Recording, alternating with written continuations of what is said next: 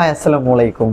আজকে আমি যে টপিকটা নিয়ে কথা বলবো, এই টপিকটা বর্তমান বাংলাদেশে ফেসবুক এবং ইউটিউবে সব থেকে জনপ্রিয় এবং ভাইরাল টপিক। টপিকটা হচ্ছে সেভেন সিস্টার্স অফ ইন্ডিয়া।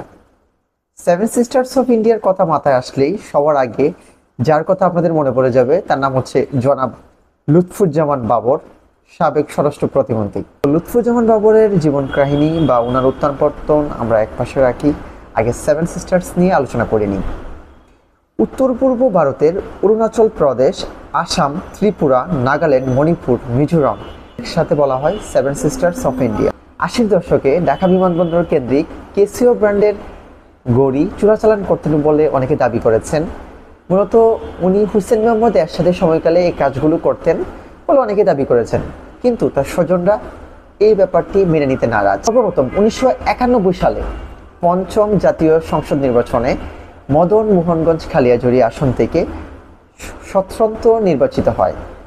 পরবর্তীকালে 1996 ও 2001 সালেও তিনি বিএনপির পক্ষ থেকে জাতীয় সংসদ নির্বাচনে একই আসন থেকে নির্বাচিত হয়েছিলেন।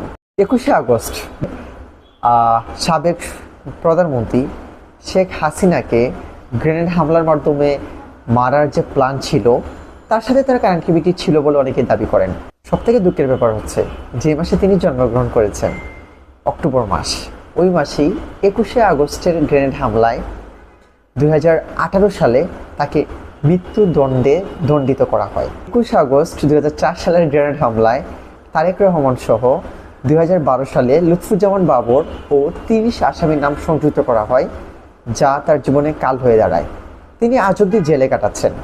অনেকে আশা রাখছেন তিনি খুব তাড়াতাড়ি দেশের মাটিতে কারামুক্তি নিয়ে চলে আসবেন এবং রাজনীতির হালটা আবার ধরবেন।